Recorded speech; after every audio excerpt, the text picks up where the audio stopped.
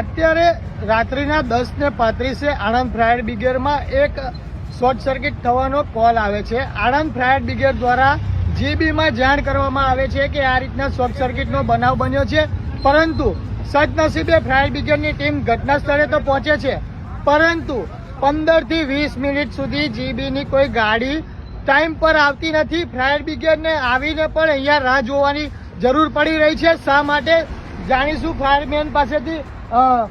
જી, કેટલા વાગે ફાયરને કોલ મળ્યો હતો? આણંદ ફાયર બ્રિગેડમાં 10:35 કોલ મળેલો કે બાકરો રોડ ઉપર ઓમ બગલોની બાજુએ શોર્ટ સર્કિટ થયેલ છે. અમે ઘટના પર આવી ગયા હતા.